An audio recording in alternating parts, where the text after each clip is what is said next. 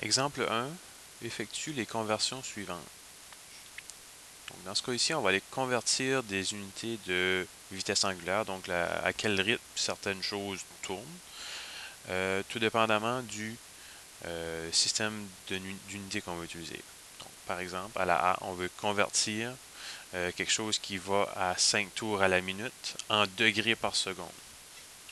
Donc, on devra retenir l'équivalence suivante, c'est-à-dire que des tours, des rotations, euh, ce genre de choses-là, c'est égal à 360 degrés, qui est aussi égal à 2 pi radians. On va se servir de ça, tout dépendamment de la situation. Ensuite de ça, on aura certaines unités de temps à convertir, des degrés, des secondes en minutes, des jours en heures, des choses comme ça.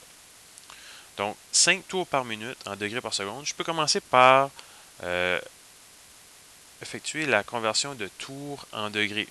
Donc, on sait que chaque tour vaut 360 degrés. Donc, si je fais 5 tours en 1 minute, je vais faire 5 fois 360 degrés dans 1 minute. Donc là, on a déjà une partie de nos unités qui sont changées. On a déjà des degrés. Maintenant, on peut aller changer nos minutes en secondes. Donc, 1 minute, c'est 60 secondes. Donc, ça va me faire 5 fois 360. On va effectuer le calcul. Donc, 1800 degrés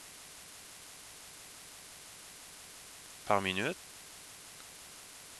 Ou on peut dire l'équivalence 1800 degrés en 60 secondes. Donc là, j'ai des degrés par seconde. Tout ce qui me reste à faire, c'est effectuer le quotient. Et finalement, je trouve que ma vitesse angulaire de 5 tours par minute est équivalente à une rotation de 300 degrés par seconde. Donc on va aller faire la même chose. 7 tours par semaine en radians par minute.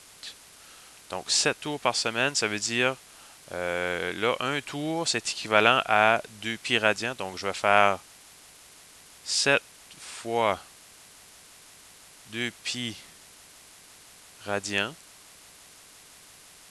par semaine. Donc une semaine, c'est 7 jours, qui sont chacun composés de 24 heures, qui sont chacun composés de 60 minutes. Donc on peut effectuer le calcul en simplifiant. Donc on peut éliminer les 7 ici. On peut trouver que c'est pi sur 72 radians par minute. Donc on peut laisser la réponse comme cela, ou on peut aller effectuer le calcul à la calculatrice, prendre la valeur de pi et la diviser par 72. Ça nous donne approximativement 0,00436 radians par minute. Finalement, si on veut, à l'exemple C, faire 83 radians par minute en tours par seconde, celui-là ici est un peu plus complexe parce que 83 radians, ça ne donne pas nécessairement un nombre entier de tours. On sait que 2 pi radians donne un tour, mais 83 radians, on ne sait pas exactement combien c'est. Donc, ce qu'on peut faire ici, euh, on, on peut utiliser une proportion.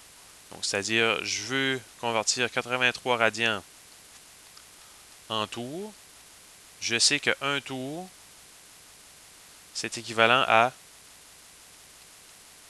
2 pi radians. Donc, si vous regardez l'opération que je vais faire, je vais simplement prendre 83 et le diviser par 2 pi. Je vais trouver que c'est égal à, la valeur inconnue est égale à 13,2.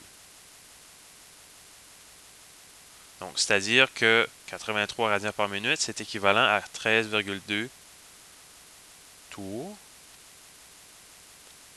par minute. On veut maintenant avoir des tours par seconde, donc on va convertir nos minutes en secondes. Donc, ça va me faire 13,2 tours sur 60 secondes.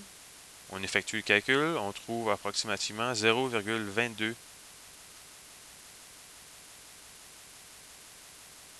tours par seconde.